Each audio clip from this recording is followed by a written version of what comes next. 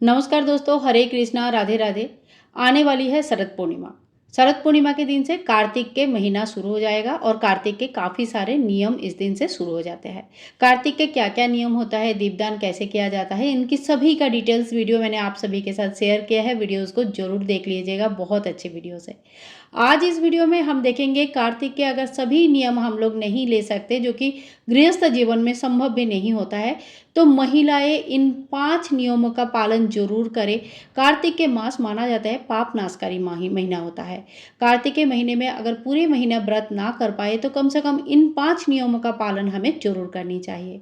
इस महीने में स्नान दान का बहुत ज़्यादा महत्व है, दीपदान का बहुत ज़्यादा महत्व है और काफ़ी सारे बड़े बड़े जो त्यौहार होते हैं, व्रत होते हैं, वो कार्तिक के महीने में ही आता है। तो चलिए शुरू करती हूँ आज का वीडियो।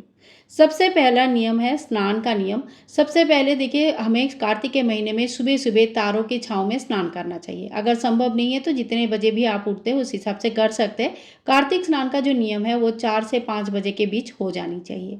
कार्तिक स्नान में आप किसी नदी में भी जाकर स्नान कर सकते हैं। संभव नहीं है तो पूरे कार्तिक के महीने में सिर्फ एक दिन नदी किनारे जाके स्नान करके आ सकते हैं, या वो भी अगर संभव नहीं है तो अपने स्नान के बाल्टी में थोड़ी सी गंगा जल मिक्स करके फिर उससे स्नान कर सकते हैं। स्नान का विशेष नियम होता है तो कार्तिक महीने में कोशिश कीजिएगा स्नान का नियम लेने के लिए। अगर व्रत नहीं भी रखते तभी भी आप स्नान का नियम ले सकते हैं।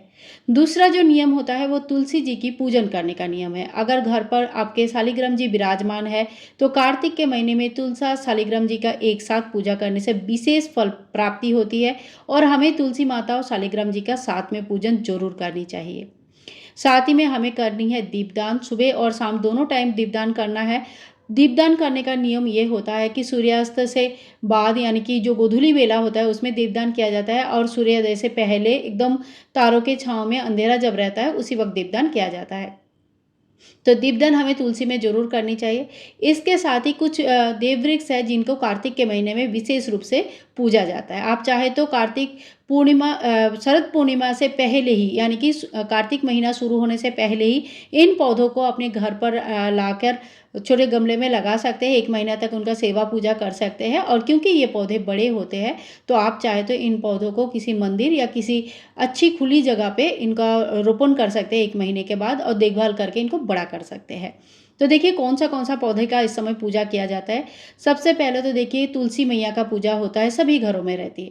दूसरा पूजा होते हैं पीपल पथवाड़ी का। पीपल का पूजा अगर आपके आसपास पीपल का बड़े वृक्ष है तो उनकी पूजा करना सबसे श्रेष्ठ माना जाता है।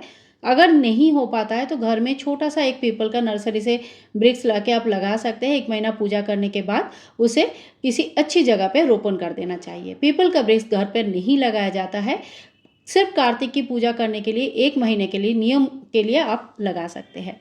इसके साथ ही आंवला, केला और पथवाड़ी माता का पूजन किया जाता है। पथवाड़ी माता जो तुलसी माँ है, तुलसी माँ के साथ ही बोया जाता है, रोपण किया जाता है और उनकी विधिवत पूरे महीना पूजन किया जाता है। और पथवाड़ी माता बहुत लोग पत्थर के ऊपर बनाते भी है, बहुत सुंदर करके सजाते भी है और पथवाड़ी माता को दूध दही का भोग चढ़ता है, हर रोज़ पूजन किया जाता है। तो पथवाड़ी माता का पूजन आप जरूर कर लीजिएगा। साथ ही में इन सभी पौधों को एक साथ रख के आप शाम को एक ही टाइम पे एक ही दीपदान कर सकते हैं। तीसरा नियम होता है हरि जागरण का। कार्तिक के महीने में कहानियाँ सुनी जाती है, साथ में कार्तिक महीने की जो महत्व कथा होता है वो हर दिन एक एक अध्याय पढ़ा जाता है। कार्तिक के महीने में कई सारे कहानियाँ हैं, वो कहानियाँ आप सुन सकते हैं या आप किसी कार्तिक के जो बुक्स आते हैं कार्तिक मास महात्म के, उसमें भी कहानियाँ दिया रहता है, या तो आप कहीं से सुन भी सकते हैं। तो कार्तिक की कहानियाँ हमें जरूर सुननी चाहिए। साथ ही में एक अध्याय डेली पढ़नी चाहिए और साथ ही में देखिए हरि जागरण के लिए आप यहीं पे बैठ के एक आध भजन भी गा लीजिएगा तो इसके साथ साथ हमें हरि जागरण का जो नियम है ये हमारा पूर्ण हो जाता है। ये जागरण और पढ़ना तुलसी मैया के सामने बैठ के आसन लगाकर बैठ के पढ़ना चाहिए। ये बहुत ही ज़्यादा शुभ और अच्छा माना जाता है। इसके बाद जो चौथा नियम है वो दीपदान का नियम है। दीपदान का संपूर्ण विधि मैंने आप सभी के साथ शेयर किया है। इस वीडियो में बताऊंगी पूरा तो बहुत ज़्यादा लंबा हो जाएगा। कार्तिक के महीने में भगवान विष्णु जी के मंदिर में दीपदान होता है, नदी किनारे होता है, गौशाला में होता है, तुलसी में दीपदान होता है, आकाश दीपदान होता है, पितरों के लिए दीपदान होता है। तो ऐसे कई सारे दीपदान होते हैं। इसके अलावा देखो दिवाली आती है, यम दीपदान होता है, लक्ष्मी दीपदान होता है। तो कई सारे दीपदान होता है जिनकी संपूर्ण नियम विधि आप लोगों से शेयर किया है, तो उस वीडियो को जरूर देखिएगा। तो दीपदान है कार्तिक के महीने में विशेष एक नियम है। 5वां नियम है उद्यापन। जब हम कोई भी नियम लेते हैं तो हमें उसकी उद्यापन करना बहुत ज़्यादा आवश्यक होता है। उद्यापन कार्तिक मास जो शुरू होता है वो शरद पूर्णिमा से शुरू होकर कार्तिक पूर्णिमा तक चलता है और कार्तिक पूर्णिमा का दिन स्नान दान करके उद्यापन किया जाता है। इस दिन कम से कम एक ब्राह्मण ब्राह्मणी की जोड़ी को आपको खाना खिलाना चाहिए, शुद्ध सात्विक आहार घर पर बनाकर खिलाना चाहिए, साथ में दक्षिणा देना चाहिए। साथ ही में कोई वस्त्र कम से कम 3 वस्त्र या 5 वस्त्र जितने भी दे सकते हैं, धोती कुर्ता पंजाबी और साथ में साड़ी, तो ये सारे वस्त्र दिया जाता है, दक्षिणा दिया जाता है और अन्न दान किया जाता है। सबसे बड़ी दान अन्नदान को माना जाता है। तो आप सीधा निकाल के यानी कि अन्न, आलू और सब्जी वगैरह, तेल, घी इत्यादि पूरा निकाल के दान कर सकते हैं। अगर कार्तिक के महीने में आपने कुछ छोड़ा हुआ है, दूध दही घी कुछ भी छोड़ा हुआ है, तो उस चीज़ का दान भी इसी दिन जरूर किया जाता है। तो इस तरह से हमें उद्यापन करना है। अब देखिए कार्तिक के व्रत 3 तरह से किया जाता है। कोई कोई है जो संपूर्ण महीना व्रत करते हैं, फलाहार रखते हैं। दूसरे टाइप पे होता है कि एक टाइम भोजन करते हैं, खाना खाता है, शुद्ध सात्विक आहार ग्रहण करते हैं और बाकी टाइम फल वगैरह खा सकते हैं, दूध चाय पी सकते हैं। तीसरा ये होता है कि पूरे कार्तिक के महीने में व्रत करना सबके लिए संभव नहीं होता है। वो सिर्फ जो विशेष विशेष त्यौहार आते हैं, तुलसी विवाह, देवउठनी एकादशी और गोपाष्टमी, से बहुत सारे त्यौहार आते हैं, इन दिनों में उपवास रख लेते हैं।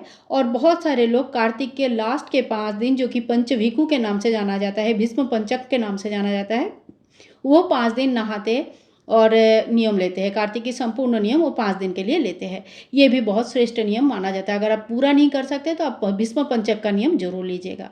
अब तक हमने जान लिया कि कार्तिक के महीने में हमें क्या क्या करना चाहिए। इसके बाद देखिए कुछ चीज़ें ऐसे हैं जो हमें नहीं करनी चाहिए, जैसे प्याज लहसुन का वर्जन करना चाहिए। अगर आपने कार्तिक का नियम लिया हुआ है तो आपको प्याज लहसुन नहीं खाना है। अगर घर पर बनते हैं, बाकी लोग खाते हैं, कोई बात नहीं, अब खुद जिसने नियम लिया है वो नहीं खाएंगे। दूसरी बात है साबुन नहीं लगाना है, बेड पर नहीं सोना है और कोई भी देखो मांस मदिरा का सेवन नहीं करना है, निंदा बुराई चुगली वगैरह नहीं करनी है। तो ये सारे नियम हम सभी को लगभग पता ही है। तो ये सारे 4-5 काम ऐसे होते हैं जो हमें बिल्कुल अवॉइड करना है, नहीं करनी है। सो फ्रेंड्स, आज का वीडियो अगर आप लोगों को अच्छा लगा है, इन्फॉर्मेटिव लगा है, तो please like share and comment, channel को सब्सक्राइब करके रखिएगा। मिलूंगी नेक्स्ट वीडियो में, तब तक के लिए हरे कृष्णा, राधे राधे। कार्तिक महीने की बहुत बहुत शुभकामनाएं। कोई भी क्वेश्चन है, कुछ भी समझ में नहीं आ रहा है तो आप आराम से कमेंट बॉक्स में लिख सकते हैं। मैं समय में आपका जवाब देने की जरूर कोशिश करूंगी। कार्तिक महीने के दीपदान का विशेष महत्व है।